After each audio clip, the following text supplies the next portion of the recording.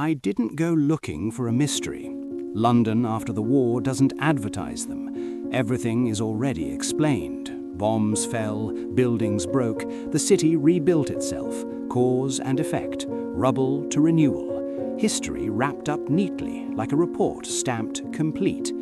That illusion held until I started reading the excavation files beneath St. Paul's Cathedral. At first, nothing seemed unusual. Post-war inspections were routine. The Blitz had shaken the ground, and engineers needed to ensure the cathedral's survival. Sensible, necessary, almost boring, until the ground itself stopped agreeing with the story. St. Paul's famously survived the fires of 1940–41. The photographs are iconic, the dome standing intact while the city burned around it, a symbol of endurance. But symbols only show you what's above ground. Foundations don't care about symbolism. They tell the truth quietly. In 1947, workers began digging beneath the cathedral to assess bomb damage. They expected Roman remains, medieval layers, the usual archaeological sequence London is known for. That's not what they found. They found stonework that didn't belong to any known phase of construction. Massive blocks cut with unsettling precision, vaulted chambers extending far deeper than any structural need demanded, stone joints so exact they looked machine-made, not hand-shaped, and no one could say when they were built. Officially, St. Paul's was constructed between 1675 and 1710 under Christopher Wren. His methods are well documented, his tools are known, his mathematics survives in writing. The chambers beneath the cathedral do not match those methods. They don't resemble 17th century craftsmanship.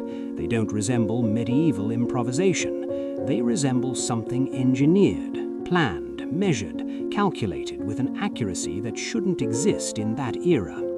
The deeper the excavation went, the worse the fit became. Sealed rooms appeared beneath the crypt, not storage, not tombs, engineered spaces with vaulted ceilings, optimized arches, and load distribution that follows modern structural principles, the kind that require standardized measurements, advanced surveying, and mathematical consistency across an entire system. And then the record goes thin.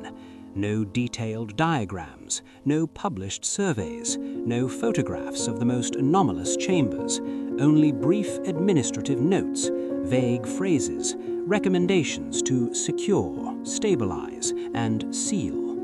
That's when the story stops behaving like history and starts behaving like damage control. Because this isn't how archaeology works. When you find Roman ruins, you document everything. When you uncover medieval foundations, you publish papers, you invite experts, you preserve knowledge. But when something doesn't fit the timeline, when it challenges what we believe was possible, you don't celebrate it, you bury it again. The sealed sections beneath St. Paul's weren't random. Roman remains stayed accessible. Medieval crypts were catalogued and incorporated into the official narrative. Only the chambers with inexplicable precision were closed off. Workers later described being told not to investigate further. No extended documentation, no curiosity, just instructions. Secure it and move on. Why? If these structures represented Wren's genius, they would be showcased as proof of British engineering brilliance. If they reinforced the historical narrative, they'd be taught in textbooks. Instead, they disappeared. And St. Paul's isn't unique. Across Europe, post-World War II reconstruction revealed the same pattern. Bombing exposed foundations, excavations uncovered deeply buried chambers. Precision stonework appeared where it shouldn't. Engineering knowledge surfaced that exceeded its supposed era. Dresden, Berlin, Vienna, Prague. Different nations, different architects, same anomalies. The similarities are too precise to dismiss as coincidence. Styles can spread, decorative motifs can travel, but mathematical precision doesn't migrate casually. It requires shared systems, shared tools, standards. What we're seeing isn't cultural exchange, it's architectural DNA. This is where the idea of Tartaria enters the discussion, not as a belief, but as a framework people reach for when official explanations collapse, a placeholder name for something older, more coordinated, and largely erased. You don't have to accept that hypothesis to recognize the problem. Stone blocks weighing several tons were placed with tolerances under 5 millimeters. Vaulted ceilings distribute loads using geometry formalized centuries later. Foundations account for soil behavior and water tables with an understanding that supposedly didn't exist. Show me the tools, historians say. Exactly. Where are they? Show me the cranes, show me the surveying instruments, show me the documentation that explains how millimeter precision was achieved with 17th century technology. The silence is the answer. What disturbs me most isn't the possibility of a lost civilization, it's the certainty of missing knowledge. Techniques that existed, worked, and then vanished. Engineering capabilities that appear fully formed and then abruptly disappear from the record. Not evolved, not refined, just gone. St. Paul's stands today as a monument to Wren, and rightly so.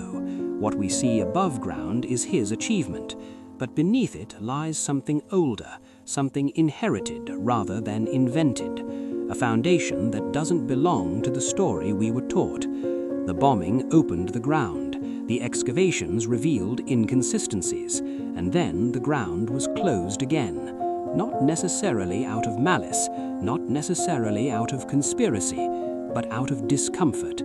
Because revising history is harder than rebuilding cities. And maybe that's the real lesson beneath St. Paul's. Not that a hidden civilization waits to be rediscovered, but that our timelines are less complete than we pretend. That knowledge can exist, function, and disappear without leaving neat explanations behind. The ground beneath London doesn't shout these truths. It doesn't need to. It waits, silent, precise, and unresolved, beneath the structures we believe we understand, asking only one thing of those willing to listen. Look again.